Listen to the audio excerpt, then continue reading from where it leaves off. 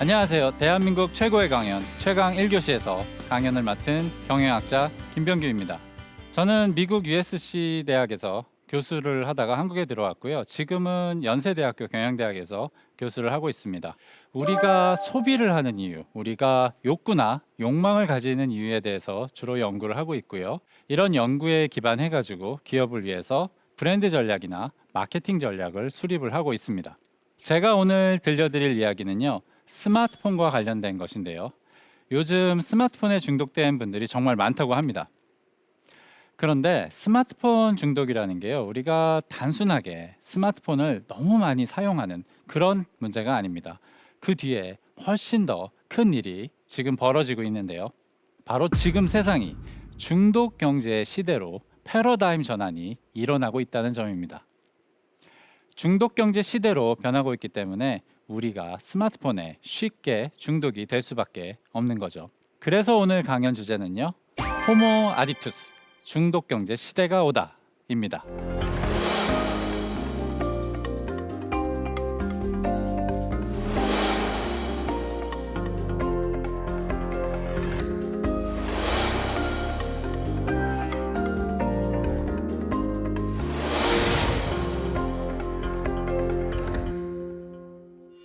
요즘 스마트폰에 중독된 사람들이 정말 많다고 합니다. 하루에 몇 시간씩 페이스북이나 인스타그램과 같은 SNS를 들여다보는 사람들 많죠. 또 아침에 눈 뜨면 하루 일과를 뉴스 보는 것부터 시작을 하고요. 틈만 나면 계속 뉴스를 보는 사람들도 많습니다. 또 시간만 나면 유튜브나 틱톡의 동영상을 몇 시간씩 보는 사람들도 정말 많고요. 밤마다 자기 전에 쇼핑 앱에 들어가서 한참 동안 물건 구경을 하다가 구매하기 버튼을 누른 다음에야 잠이 드는 그런 분들도 많습니다. 많은 분들이 지금 뜨끔하실 것 같아요.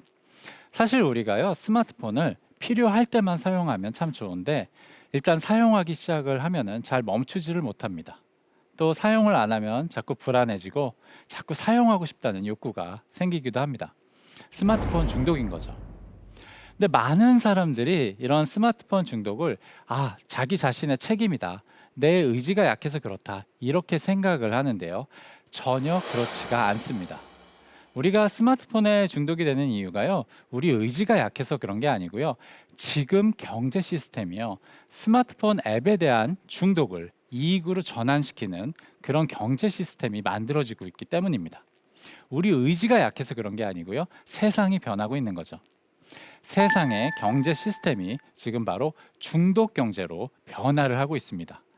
그래서 우리가 이 중독 경제를 제대로 이해해야 지금 세상에 어떤 변화가 생기고 있는지, 또 우리가 어떻게 살아가야 하는지 그 방법을 찾아낼 수가 있습니다.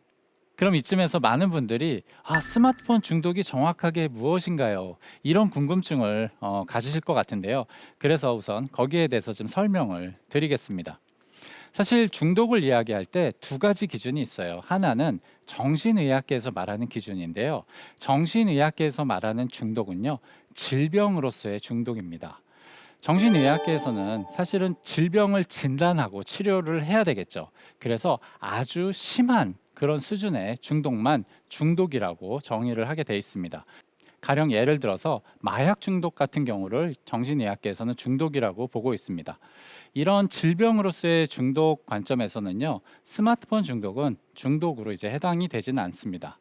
하지만 우리가 보다 넓은 의미에서 중독을 바라봤을 때, 가령 예를 들어서 질병과 같이 아주 강한 수준은 아니더라도 이런 약한 수준의 중독이나 중간 정도의 수준의 그런 중독을 우리가 중독이라고 보면은 스마트폰 중독도 분명히 중독에 해당이 됩니다. 실제로 학계에서 사용하는 기준이 있는데요. 예를 들어서 내가 이 스마트폰 앱에 대해서 평소에 생각을 굉장히 많이 하게 되는지, 또 앱을 사용하면은 기분이 변화하는지, 또 앱을 사용하지 않을 때 불안하거나 자꾸 앱을 사용하고 싶다는 욕구가 생겨나는지, 이런 기준들이 사용이 됩니다. 이런 기준에서 보게 된다면 많은 분들이 스마트폰 중독에 해당하실 겁니다. 저도 한때 스마트폰에 중독이 된 적이 있었습니다. 그런데 정말 중요한 사실이 하나가 있는데요. 사실 마약 중독이든 스마트폰 중독이든 모두가 뇌의 같은 영역과 관련이 된다는 점입니다. 바로 보상회로라는 곳인데요. 여기가 딱 한 곳은 아니고요. 여러 곳이 함께 작동을 합니다. 그래서 전자기판의 회로처럼 우리가 회로라는 표현을 합니다. 그래서 보상회로라고 부르는데요. 이 보상회로는요, 사람에게 가치가 있거나 생존에 도움이 되는 것에 반응을 하는 그런 곳입니다. 이 보상회로는 돈이라든가 술, 우리가 갖고 싶은 제품, 또 다른 사람에게 받는 사랑이나 칭찬, 이런 것들에 반응을 하는데요. 이 보상 회로가 자극이 되면요, 우선 쾌감이 느껴지고요, 동시에 도파민이라는 호르몬이 분출이 됩니다. 이 도파민은 욕구를 만들어내는 그런 호르몬인데요. 이 도파민이 분출이 되면요, 보상 회로를 자극시킨 그 대상을 우리가 계속 가지고 싶다라는 그런 강한 욕구가 생겨나게 됩니다. 이 보상 회로가 아주 강하게 자극이 되면은 중독이 생기게 되는 거죠. 마약은 이 보상 회로를 아주 강하게 자극하는 좀 극단적인 경우고요. 음식이나 술, 돈, 사랑, 이런 것들도 모두 보상 회로를 자극을 하고요. 그래서 중독을 만들어낼 수가 있습니다. 이 보상 회로와 관련된 재밌는 실험이 하나 있는데요. 캐나다의 심리학자인 제임스 올즈하고 피터 밀러가 쥐를 가지고 한 실험이에요. 이 실험용 쥐의 머리에다가요, 전기 막대기를 꼽아가지고요, 쥐들이 직접 스위치를 눌러가지고 자기의 보상 회로를 자극을 시킬 수 있게 해줬습니다. 이렇게 했더니 어떤 일이 발생을 했느냐? 쥐들이 잠도 안 자고 먹지도 않고 계속 스위치만 누르고 있는 거예요. 어떤 쥐의 경우에는요, 1시간에 7,000번이나 스위치를 누르고 있었다고 합니다. 쥐들이 더 이상 이성에도 관심을 안 보이고, 갓 태어난 새끼도 돌보지 않고, 음식도 먹지 않고, 그래서 쥐들이 굶어 죽는 것을 막기 위해서 실험을 중단할 수밖에 없었다고 합니다. 그만큼 보상회로를 직접 자극시킬 수 있는 게 정말 무서운 거죠. 그런데 사람한테는요, 이런 일이 생길 수가 없어요. 왜냐하면요, 아무리 자기가 보상회로를 강하게 자극을 하고 싶어도요, 음식을 우리가 하루 종일 먹고 있을 수는 없겠죠. 또 술도 너무 많이 먹으면 배가 부르거나 거부 반응이 생깁니다. 사실 운동도요, 보상회로를 자극을 하는데요.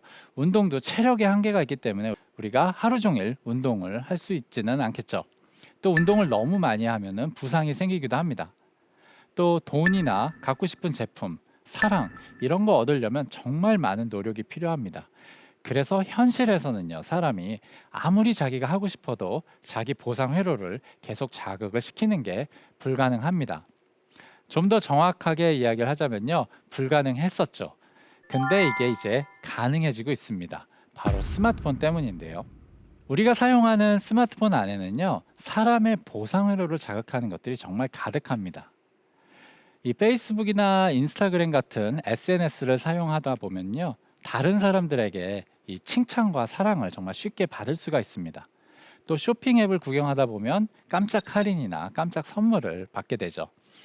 또 동영상을 보다 보면은 우리를 흥분시키는 그런 콘텐츠에 자주 노출이 됩니다.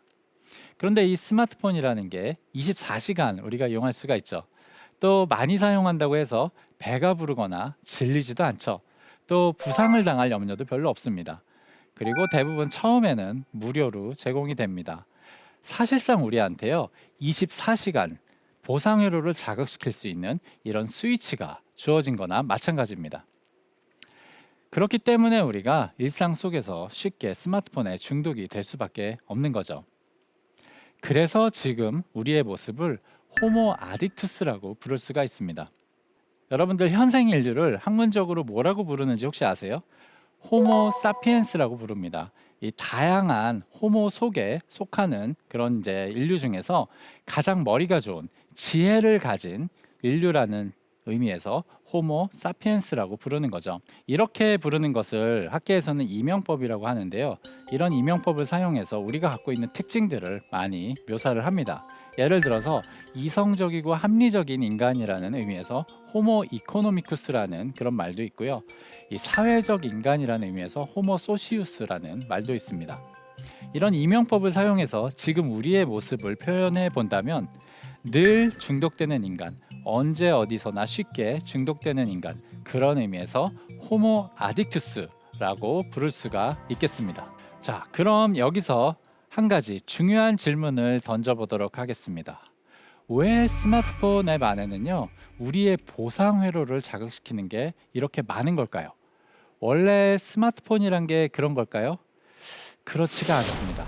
스마트폰이 처음 등장한 게요, 2007년인데요. 저도 2007년부터 스마트폰을 사용하기 시작을 했습니다. 그런데 여러분들이 2007년에 스마트폰을 생각을 해보시면요, 스마트폰이 키보드가 없어지고 이 인터페이스가 바뀌었을 뿐이지만 기존의 전화기하고 아무런 차이가 없었습니다. 그 안에 들어있던 앱들은요, 사실 중독성이 전혀 없었어요. 그런데 최근 들어서 지난 2, 3년 동안 갑자기 스마트폰 앱들의 중독성이 매우 강해지기 시작을 하고 있습니다. 그 이유가 바로 지금 중독 경제가 시작이 되고 있기 때문입니다. 중독 경제란 디지털 기기에 대한 중독을 이익으로 전환시키는 경제 시스템을 말하는데요. 중독을 만드는 게 지금 시대에 가장 중요한 비즈니스 모델이 되고 있는 거죠. 그래서 스마트폰 앱들의 중독성이 강해지고 많은 사람들이 쉽게 중독이 되고 있는 겁니다. 지금 현재 우리가 살고 있는 세상의 경제 시스템이 중독 경제로 패러다임 전환이 일어나고 있는 거죠. 그래서 지금 기업의 사업 방식과 마케팅 방식에 정말 큰 변화가 생기고 있고요. 이 중독 경제를 살아가는 개인의 사고 방식과 일상생활에도 많은 변화가 생기고 있습니다. 사업을 하는 사람이라면 이 중독 경제를 제대로 이해해야 새로운 사업의 기회를 찾을 수가 있습니다. 그리고 중독 경제 속을 살아가는 우리 개인들은요, 이 중독 경제를 제대로 이해해야 우리가 원하는 삶, 행복한 삶을 살 수가 있고 또 성공을 할 수가 있습니다. 지금부터 이 중독 경제라는 게 어떤 의미를 가지는지에 대해서 보다 자세하게 설명을 드리도록 하겠습니다. 저는 20세기 이후의 소비재 시장을요, 3단계로 구분을 하는데요. 첫 번째가 제품 경제 시대, 두 번째가 관심 경제 시대, 그리고 이제 세 번째 중독 경제 시대, 이렇게 3단계로 구분을 합니다. 이 각각의 단계에 대해서 좀 설명을 해보도록 하겠습니다. 먼저 제품 경제 시대인데요. 20세기 초반부터 중반까지를 저는 제품 경제 시대라고 부르고 있습니다. 우리가 사용하는 많은 제품들이요, 사실은 20세기 초반에 발명이 되기 시작을 합니다. 예를 들어서 진공청소기, 전기세탁기, 에어컨, 이런 제품들이요, 20세기 초에 발명이 됩니다. 당연히 사람들은 이런 신제품을 가지고 싶겠죠. 워낙 좋은 제품이고 획기적인 제품들이니까요. 그런데 이런 제품을 만들 수 있는 회사는 아주 극소수에 불과하겠죠. 그렇기 때문에 제품이 희소성을 가질 수밖에 없습니다. 제품이 희소성을 가지기 때문에 이런 제품을 만들 수만 있으면 고가에 판매를 할 수가 있겠죠. 그래서 제품을 만드는 능력이 기업의 이익에 가장 중요한 시대, 그런 의미에서 제품 경제 시대라고 저는 부르고 있습니다. 전기 세탁기를 한번 예로 들어보도록 하겠습니다. 우리가 지금 사용하는 전기 세탁기가 처음 발명이 된 게 1907년입니다. 알바 피셔라는 사람이 토르 세탁기라는 최초의 전기 세탁기를 세상에 내놓게 되는데요. 그리고 이 세탁기 분야의 아주 유명 브랜드인 월풀도 1911년에 자신들의 첫 세탁기를 내놓습니다. 이 당시에 전기 세탁기 가격이요, 미화 $100 정도 했어요. 같은 시기에 교사 월급에 대략 한 2.5개월치에 해당을 합니다. 우리가 현재 교사의 월급을 대략 한 400만 원 수준으로 만약에 가정을 한다면 당시의 세탁기 가격이요, 무려 1000만 원에 해당을 하는 겁니다. 어마어마하게 비싼 거죠. 그만큼 이런 신제품들은 희소성이 있었기 때문에 고가에 판매를 할 수가 있었고요. 기업은 큰 이익을 얻을 수가 있었습니다. 이게 단순하게 당시에 물가가 낮았던 것은 아니에요. 당시에도 흔했던 제품은요, 지금하고 가격 차이가 거의 나질 않습니다. 예를 들어서요, 당시에도 흔했던 우유의 경우에는요, 2리터 우유의 가격이 1910년대쯤에 약 5,000원, 6,000원 수준이었어요. 지금하고 비슷하죠. 그래서 당시에도 흔했던 제품은 지금하고 가격 차이가 별로 나지 않고요. 이런 신제품들은 희소했기 때문에 아주 고가에 판매를 할 수가 있었죠. 제품이 가진 희소성이 큰 가치를 만들어내는 그런 시대였습니다. 그래서 제품을 만들어내는 능력 자체가 최고의 비즈니스 모델이었죠. 이 시기를 제품 경제 시대라고 부를 수가 있습니다. 그러다가 20세기 중반으로 넘어서면서요, 이 기업의 제품 제조 기술이 비약적으로 발달을 하기 시작을 합니다. 그러다 보니까 비슷한 수준의, 비슷한 품질의 제품을 만드는 회사들이 많이 생겨나기 시작을 해요. 자, 생각을 한번 해보도록 하겠습니다. 비슷한 수준의 제품을 만드는 회사들이 많이 생겨나면 무슨 일이 생기기 시작하죠? 네, 맞습니다. 본격적으로 경쟁이 시작이 됩니다.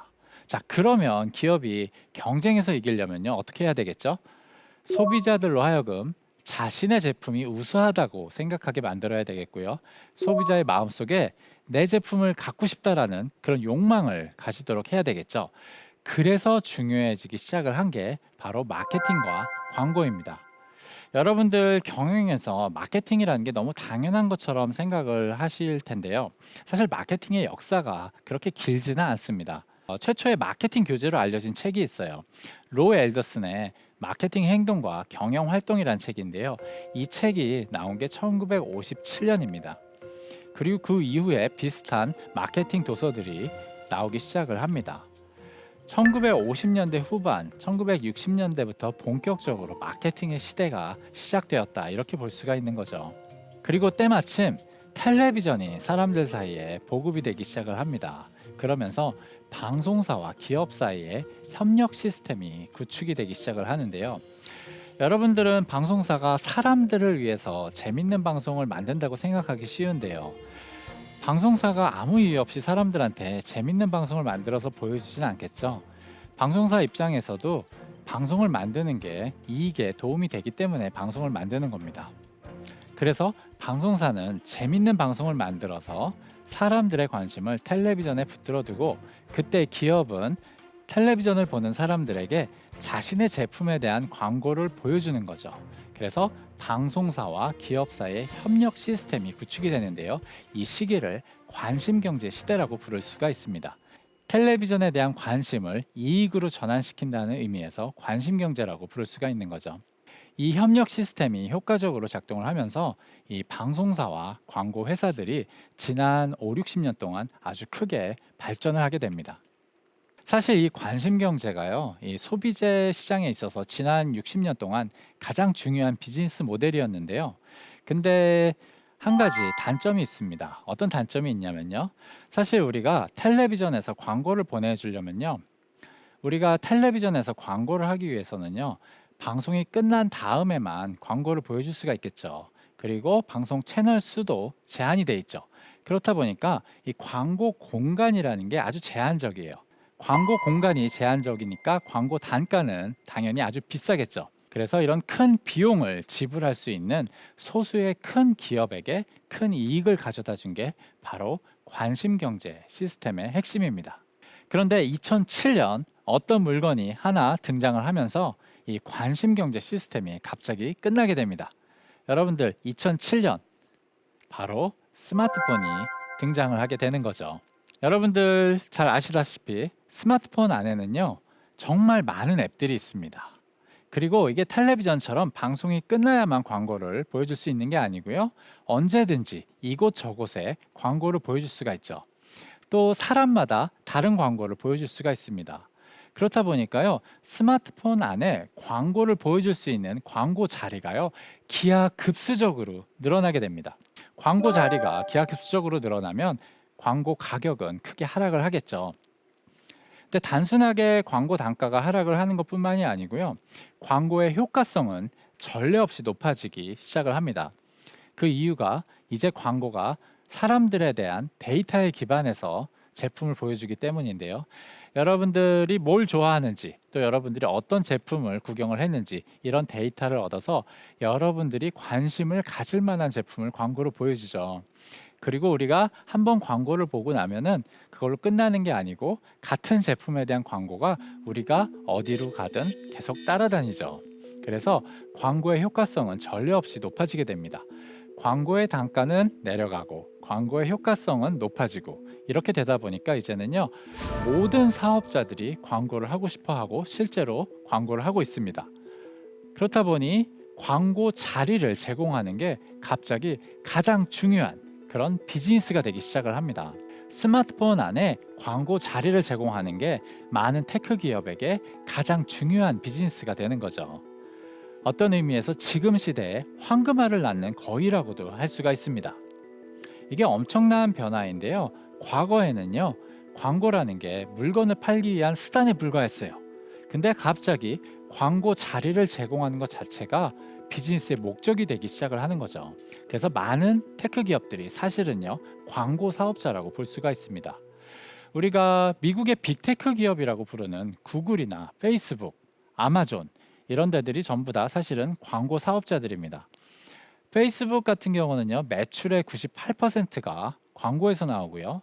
아마존 같은 경우는 미국 2위의 광고 사업자고, 구글 같은 경우가 바로 미국 1위의 광고 사업자인데요. 매출의 8, 90%가 광고에서 나오고 있습니다. 한국의 빅테크 기업이라고 할 수 있는 네이버, 카카오, 쿠팡, 배달의 민족 이런 기업들도 사실상 광고를 통해서 큰 이익을 얻고 있는 광고 사업자라고 볼 수가 있습니다. 예전에는 광고가 물건을 팔기 위한 수단이었다면 이제는 광고 자리를 제공하는 게 많은 기업들에게 가장 중요한 돈벌이, 비즈니스가 되기 시작을 하는 거죠. 자, 그러면은 광고 사업자 입장에서는요, 어떻게 해야 돈을 더 많이 벌 수가 있을까요? 사람들로 하여금 앱에 최대한 자주 들어오게 만들고 더 많은 시간을 보내게 만들어야 되겠죠. 그래야 사람들이 광고를 많이 보니까요. 또 앱 안에서 많은 활동을 하게 만들어야 됩니다. 그래야만 그들에 대한 데이터를 많이 얻어서 광고의 효과성을 높일 수가 있습니다. 한마디로 중독을 목표로 할 수밖에 없는 거죠. 그래서 지금 중독 경제가 출현할 수밖에 없는 겁니다. 중독 경제가 출현할 수밖에 없는 두 가지 이유가 있는데요. 소비의 성격이 크게 변화했다는 겁니다. 과거에는요, 우리의 소비라는 게 일회적이고 단편적이었어요.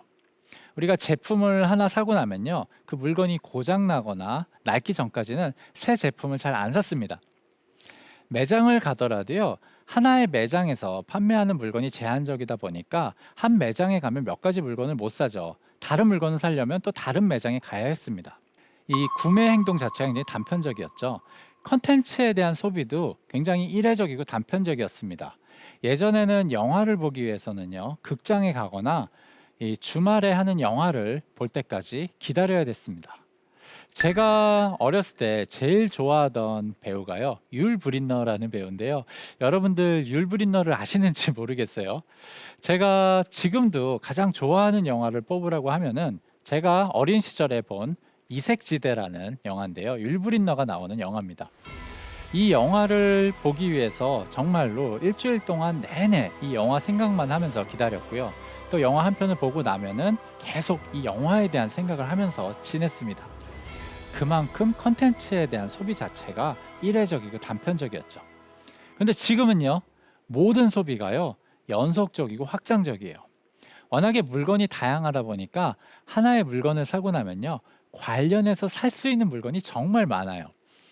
그리고 물건을 구매해도요, 우리가 쉽게 중고로 판매를 할 수가 있다 보니까 계속 물건을 새로 사고 팔고 이런 사람들이 굉장히 많죠. 매장의 경우에도요, 한 매장이 우리 삶에 필요한 모든 제품을 사실은 판매를 할 수가 있다 보니까요, 한 매장에서 모든 제품을 구매하는 게 가능해졌습니다. 컨텐츠에 대한 소비도요, 이제는 연속적이죠. 계속 끊기지 않고 영화나 드라마를 보는 게 가능해지고 있죠. 소비가 연속적이고 확장적이기 때문에 더 이상은요, 제품 하나를 판매하는 게 더 이상 큰 의미가 없습니다. 제품 하나 판매하는 게 중요한 게 아니고요, 사람들을 더 많이, 더 오래 앱에 들어오게 만드는 게 기업의 매출과 이익에 더 중요해지는 거죠. 이처럼 소비의 성격이 변화를 하기 때문에 중독 경제가 출현을 할 수밖에 없습니다. 중독 경제가 출현할 수밖에 없는 세 번째 이유가 있는데요. 전 세계적으로 사람들의 삶이 너무 단절되고 외로워지고 있기 때문입니다. 전 세계적으로 1인 가구 비율이 정말 급속하게 증가를 하고 있는데요. 한국의 경우에도 1인 가구가 정말 크게 요즘 증가를 하고 있습니다. 제가 최근에 본 자료에 따르면요, 이미 한국의 1인 가구 비율이 40% 수준에 도달을 했다고 합니다. 혼자 사는 사람들이 정말 많은 거죠. 가족을 구성해서 사는 사람들도요, 집 안에서 각자 혼자서 시간을 보내는 경우가 참 많습니다. 사람들의 삶이 단절되고 외로워지고 있는 거죠. 실제로 직장인들을 대상으로 설문조사를 해보면요, 요즘 외롭다라는 응답을 하는 사람들이 굉장히 크게 과거에 비해서 늘어났다고 합니다. 특히 MZ세대들 중에서 외로움을 호소하는 사람들이 정말 많다고 합니다. 자, 그런데 혼자 사는 사람에게 가장 어렵고 부담이 되는 게 뭔지 아세요? 바로 시간입니다. 사실 혼자 있는 시간을 잘 보내기 위해서는요, 많은 노력이 필요해요. 우리가 계획도 해야 되고요, 또 돈도 들고요. 그래서 혼자 있는 시간을 잘 보내는 게 생각보다 무척 어렵습니다. 그래서 사람들은요, 별다른 노력 없이, 계획 없이, 그 다음에 많은 돈을 쓸 필요 없이 쉽게 시간을 보낼 수 있는 무언가를 찾게 되겠죠. 그게 바로 스마트폰이 되고 있는 겁니다. 사람들의 삶이 너무 외로워지고 단절되고 있기 때문에 사람들 스스로 스마트폰 중독을 원하게 되는 그런 현상이 나타나는 거죠. 그래서 이 광고라는 게 과거에는 수단이었다면 이제는 많은 비즈니스의 목적으로 변화를 하고 있고요. 두 번째로 소비의 성격 자체가 크게 변화를 했습니다. 세 번째는 사람들의 삶이 외로워지고 단절되기 시작을 했습니다. 그렇다 보니까 많은 기업들이 이제는 물건 하나 판매하는 것을 중요하게 생각하는 게 아니고 사람들로 하여금 더 많은 시간을 앱에서 보내게 만들고 그 안에서 많은 활동을 하게 만드는 것을 목표로 하게 됩니다. 그래서 지금 중독 경제가 출현을 할 수밖에 없는 거죠. 지금부터는요, 제가 중독 경제에 대해서 보다 자세하게 좀 설명을 드리고자 하는데요. 현재 중독 경제는요, 5가지 영역에서 일어나고 있습니다. SNS, 컨텐츠, 게임, 쇼핑, 뉴스, 이렇게 5개 분야에서 중독 경제가 만들어지고 있는데요. 이 5가지 영역에서 사실 테크 기업은 자신들의 앱에 대한 중독을 만들어내고 있습니다. 영역은 이렇게 5가지로 구분할 수 있지만 그 안에서 사용되는 중독의 장치는 사실상 공통적인데요. 그래서 이 중독의 장치를 중심으로 제가 중독 경제에 대해서 설명을 드려보도록 하겠습니다. 첫 번째는 불규칙적 보상인데요. 우리가 보상을 받을 때 내가 보상을 받는구나, 어떤 보상을 받는구나, 이렇게 알고 보상을 받을 때보다 보상을 받는지 모르고 받을 때, 혹은 어떤 보상을 받는지 모르고 받을 때 사실은 훨씬 더 큰 그런 즐거움을 느끼게 돼 있습니다. 그래서 우리가 깜짝 선물을 받으면 큰 즐거움을 느끼게 되는 겁니다. 실제로 우리가 선물을 받을지 알고 선물을 받을 때보다 선물을 받을지 모르는 상황에서 깜짝 선물을 받으면 감정이 400%, 4배나 더 강하다는 그런 연구 결과도 있습니다.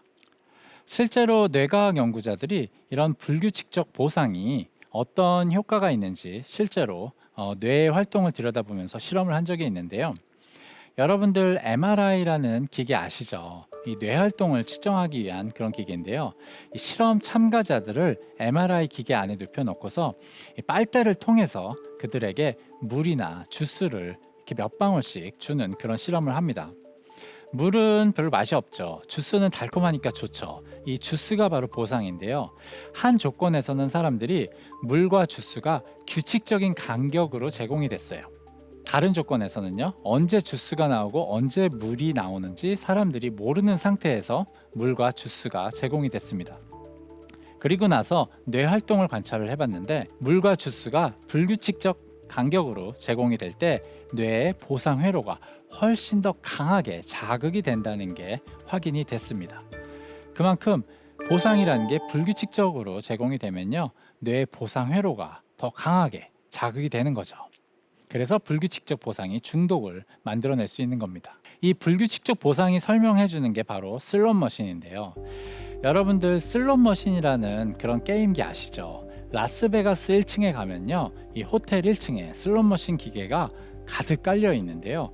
이렇게 라스베가스에 여행을 가보게 되면은 슬롯머신 앞에 앉아가지고 하루 종일 버튼을 누르고 있는 사람들이 생각보다 굉장히 많습니다. 그러면 굉장히 궁금해져요. 왜 저렇게 단순하고 재미없는 그런 게임을 저렇게 오랫동안 하고 있을까? 근데 정말 재밌는 게 뭐냐면요, 이 단순하고 재미없어 보이는 게임이 이 라스베가스 호텔 매출의 거의 70~80%를 책임지고 있다고 합니다. 그만큼 많은 사람들이 슬롯머신에 많은 시간을 보내고 슬롯머신에 중독이 되어 있다는 얘기인데요.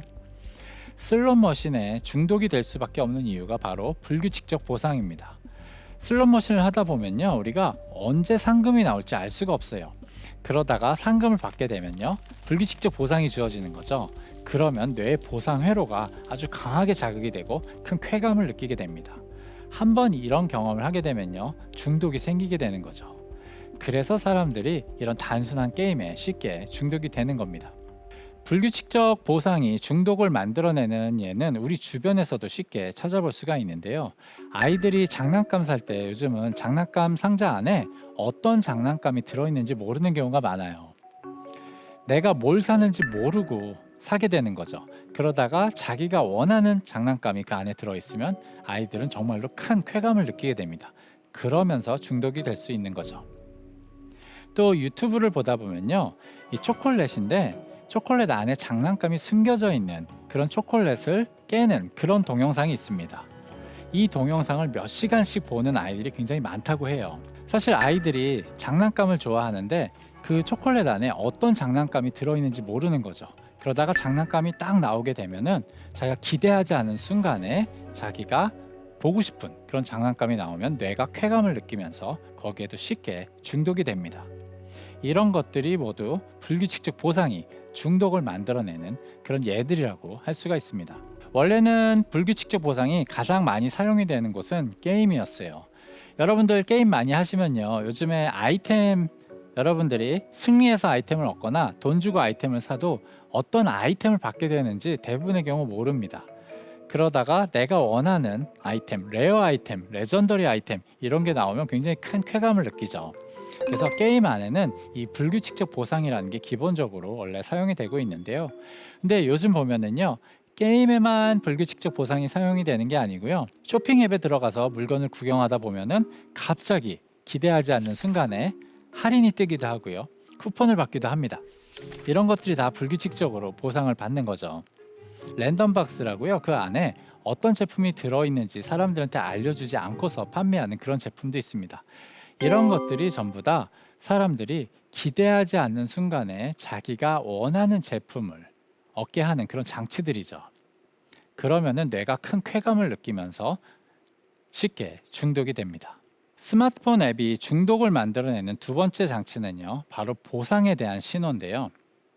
사실 우리가 보상을 받을 때 그냥 보상을 받는 것보다 보상을 받는 순간에 화려한 그래픽이나 듣기 좋은 소리가 함께 제공이 되면요, 뇌 보상 회로가 자기가 보상을 받았다는 사실을 훨씬 강하게 인식을 하게 됩니다.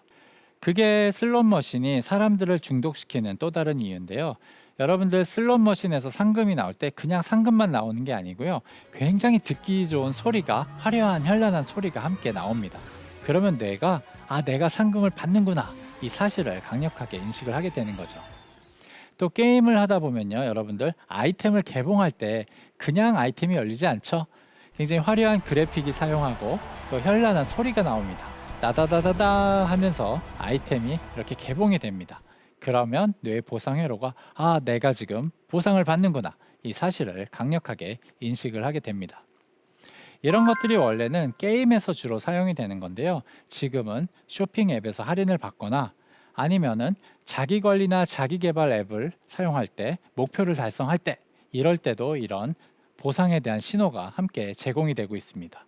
이런 것들이 모두 중독을 강화시키는 그런 장치들입니다. 세 번째는 사회적 보상인데요. 이 사회적 보상이라는 건요, 다른 사람들에게 받는 사랑과 칭찬, 인정, 이런 것을 말을 합니다. 여러분들 아기 때 생각은 잘 안 나실 거예요. 근데 만약에 주변에 아기들이 있다고 하면은 한번 잘 관찰해 보세요. 아기들은요, 정말 쉽게 칭찬을 받습니다. 정말 뭘 해도 칭찬을 받고 사랑을 받는 게 아기들이죠. 아기들이 그냥 손만 이렇게 흔들어줘도 사람들이 이쁘다, 사랑스럽다고 칭찬해 주죠. 밥만 먹어도 밥 잘 먹는다, 응가를 해도 응가 잘한다. 아기들은요, 정말 칭찬을 많이 받아요. 근데 우리가 성인이 되는 순간부터 칭찬을 받는 게 정말 어렵습니다. 여러분들 한번 생각을 해보세요. 오늘 하루 동안 칭찬 몇 번이나 받아보셨어요? 아마 대부분의 사람들은요, 0번일 겁니다. 성인이 되면요, 사람들이 내게 칭찬을 잘 안 해줍니다. 우리가 아기 때는요, 정말 쉽게 사람들의 칭찬을 받았는데 어느 순간부터 누구도 나를 칭찬을 잘 안 해주는 거죠. 그런데 나를 칭찬해주는 그런 수단이 스마트폰 안에 생겼습니다. 바로 SNS인데요. 여러분들 SNS에 사진을 올리거나 동영상을 올리거나 글을 쓰면 다른 사람들이 좋아요를 눌러주거나 칭찬 댓글을 작성을 해줍니다. 이게 바로 다른 사람들에게 사랑과 칭찬, 인정을 받는 거죠. 바로 사회적 보상입니다. 성인들이 쉽게 사회적 보상을 받을 수 있는 장치가 생긴 거예요. 그래서 많은 사람들이 스마트폰에 쉽게 중독이 되는 거죠. 좋아요 버튼으로 유명한 이 페이스북에 대해서 조금만 더 설명을 드려보도록 하겠습니다. 원래 페이스북에는 좋아요 버튼이 없었어요. 사람들이 다른 사람이 올린 글에 대해서 직접 글로써 코멘트 방식으로 이렇게 댓글을 다는 방식이었는데요. 페이스북 내부에서 좋아요 버튼을 도입하자는 그런 아이디어가 나왔었다고 합니다. 이 페이스북의 창업자인 마크 저커버그가 좋아요 버튼 도입하는 것을 2년이나 반대를 했었다고 해요. 원래 페이스북은 원래 이런 게 아니다. 페이스북은 텍스트, 글이 중심이다. 그래서 반대를 했던 거죠. 그런데 이 좋아요 버튼이 결국은 도입이 됐고요. 지금 페이스북을 있게 한 장본인이라고 여겨집니다.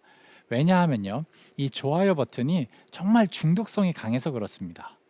여러분들, 좋아요 버튼이라는 게 그냥 다른 사람들에게 내 감정이나 생각을 표현하는 그런 도구다, 이렇게 쉽게 생각을 하실 수가 있는데요. 사실은 그렇지가 않습니다. 이게 내 생각을 표현하는 도구면요, 좋아요와 함께 싫어요도 표현을 할 수가 있게 해줘야 되겠죠. 그런데 페이스북의 좋아요 방식에는요, 싫어요를 표현을 할 수가 없습니다. 다른 사람들이 나한테 안 좋은 소리는 할 수 없고요, 칭찬만 해줄 수가 있는 거예요. 사람들로 하여금 다른 사람들의 사랑과 칭찬, 인정, 즉 사회적 보상만 받게 해주는 장치를 만들어낸 겁니다. 그래서 이 페이스북의 좋아요 버튼이 중독성이 강한 거고요.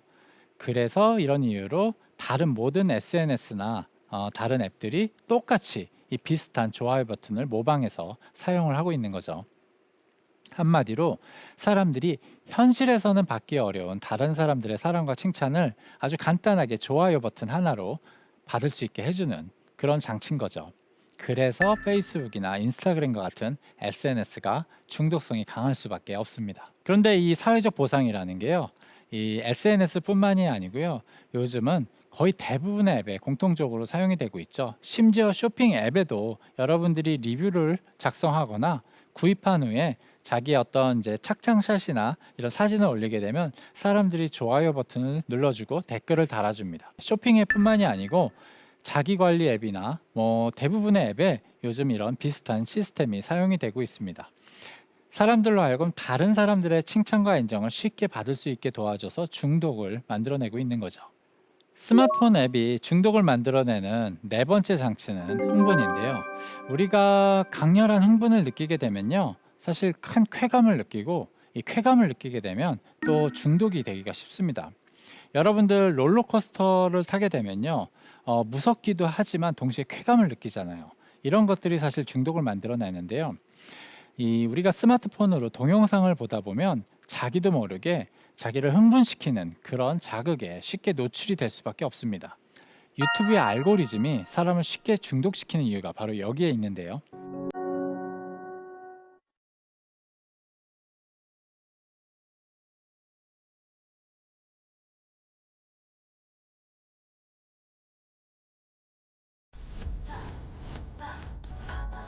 제가 페이스북에 마크 저커버그가 실제로 공개한 적이 있는 자료를 한번 보여드리도록 하겠습니다. 미국에서 사람들이 페이스북이 사람들을 너무 중독시킨다, 이렇게 좀 비난을 하니까 저커버그가 이 그래프를 보여주면서 우리가 일부러 그러는 게 아니라 알고리즘의 특성상 어쩔 수 없이 이렇게 될 수밖에 없다라고 설명을 하면서 보여준 자료인데요. 유튜브나 페이스북에 올라온 동영상들이 사실 너무 자극성이 강하면요, 자체적으로 금지가 됩니다. 그러니까 너무 선정적이거나 폭력적인 컨텐츠는 금지가 되겠죠. 근데 정말 재밌는 게 뭐냐면요, 사람들의 시청 몰입도는요, 이 금지가 되는 경계선에 가까울수록 급증한다고 해요. 그러니까 너무 심하면 금지가 되겠지만 그 금지가 되는 수준에 가까울수록 사람들의 몰입도가 증가한다는 거죠. 알고리즘은 사람들로 하여금 조금이라도 동영상을 더 오래, 더 많이 보게 하는 것을 목적으로 하다 보니까 이런 컨텐츠를 보여줄 수밖에 없다라고 설명을 하면서 이런 데이터를 보여준 적이 있습니다. 이게 알고리즘의 특성인데요. 유튜브나 틱톡, 페이스북 동영상의 알고리즘은요, 사람들로 하여금 하나의 동영상이라도 더 보게 만들고 더 오래 보게 만드는 것을 목적으로 하기 때문에 알고리즘 자체가 이런 경계선에 가까운 그런 컨텐츠를 보여줄 수밖에 없고요. 그래서 사람들이 쉽게 중독이 될 수밖에 없습니다. 사실 이 흥분이라는 장치가요, 우리가 왜 뉴스에 중독이 되는지도 설명을 해주는데요. 사람의 뇌가요, 새로운 소식 자체를 보상이라고 생각을 합니다. 그래서 중독이 되는 부분도 있고요. 또 하나의 이유가 있는데요. 과거에는 뉴스라는 거를 기자들이 찍은 사진이나 영상만 뉴스에서 게재를 할 수가 있었죠. 근데 지금은 일반 사람들이 평소에 스마트폰을 가지고 다니면서 언제 어디서나 사진과 동영상을 찍어서 뉴스에 제공을 합니다. 그렇다 보니까 우리가 종종 뉴스에서 아주 자극적이거나 폭력적이거나 선정적인 그런 영상에 노출이 되는 경우들이 많아요. 우리를 흥분시키는 거죠. 아침에 눈 뜨자마자 딱 뉴스 검색을 했는데 처음 보게 되는 그런 뉴스가 굉장히 폭력적인 영상인 경우가 생각보다 많습니다. 그래서 요즘은 뉴스에도 사람을 흥분시키는 그런 컨텐츠가 많아지다 보니까 사람들이 뉴스에도 쉽게 중독이 될 수밖에 없는 거죠. 지금까지 중독을 만드는 4가지 장치들에 대해서 설명을 드렸는데요. 첫 번째, 불규칙적 보상. 두 번째, 보상에 대한 신호. 세 번째, 사회적 보상. 마지막, 흥분. 이렇게 4가지 장치가 있습니다. 그런데 이 4가지 장치가요, 과거에는 게임과 같이 일부 영역에서만 사용이 됐다고 하면요, 지금은요, 대부분의 앱에 공통적으로 들어가고 있어요. 이게 쇼핑 앱이건 SNS건 게임이건 자기 개발 앱이건 정말 대부분의 종류의 앱에 공통적으로 이런 장치가 들어가기 시작을 하고 있습니다. 모든 앱들이 중독을 놓고 경쟁을 하기 시작을 해서 그렇습니다. 앱이 구조적으로 굉장히 유사해지기 시작을 하는 거죠. 모두 중독을 만들어내기 위해 경쟁을 하다 보니까 앱들이 서로 유사해지는 그런 현상이 나타나고 있는 거죠. 이런 것이 바로 중독 경제의 가장 중요한 특징이라고 말을 할 수가 있습니다. 자, 그러면은 이제 메타버스에 대해서 좀 설명을 드릴 텐데요. 지금까지는 중독 경제에 5가지 영역이 있다고 말씀을 드렸습니다. SNS, 컨텐츠, 게임, 쇼핑, 뉴스 이렇게 5가지 중독 경제 영역이 있었는데 지금 6번째 영역이 바로 메타버스입니다. 요즘 페이스북이나 구글과 같은 빅테크 기업들이 메타버스에 엄청난 투자를 하고 있죠. 페이스북 같은 경우는 아예 사명 자체를 메타로까지 바꾸면서 지금 이 메타버스 사업에 집중을 하고 있는데요. 근데 여러분들이 메타버스에 대해서 좀 공부를 해보거나 좀 조사를 해보면은 굉장히 어려우실 거예요. 메타버스라는 게 정의도 불분명하고 왜 이게 중요한지 쉽게 이해를 하기가 어렵습니다. 그냥 무작정 단순히 이건 좋은 거야 이렇게 여겨지는 경우가 많은데요. 제가 메타버스가 앞으로 왜 중요하게 될 수 있을지에 대해서 중독 경제 관점에서 간단하게 설명을 드려보도록 하겠습니다. 메타버스는 아바타를 사용하거나 우리가 VR 기기를 사용을 하는데요. 아바타를 사용을 하건 이 VR 기기를 사용을 하건 기존의 SNS보다도요, 이 현장감이나 실제감이 훨씬 강할 수가 있습니다. 현장감이나 실제감이 강하기 때문에 이게 기존의 SNS보다 훨씬 더 강한 중독성을 만들어낼 수가 있고요. 두 번째가 중요한데요. 기존의 SNS는요, 사실 SNS를 통해서 다른 사람들의 사랑과 칭찬을 받을 수 있는 사람들이 제한적이에요. 현실 속에서 외모가 뛰어나거나 돈이 많은 사람들이 다른 사람들의 칭찬을 쉽게 받을 수 있는 게 바로 SNS의 중요한 특징이죠. 반면에 메타버스는요, 현실의 제약을 받지 않습니다. 현실의 외모가 어떻든 내가 돈이 많건 적건 사실 메타버스 세상에서는요, 누구든지 다른 사람의 사랑과 칭찬을 받는 게 가능하죠. 그래서 메타버스에 참여하고 메타버스에 중독될 수 있는 사람들은요, 기존의 SNS보다 훨씬 많을 수밖에 없어요.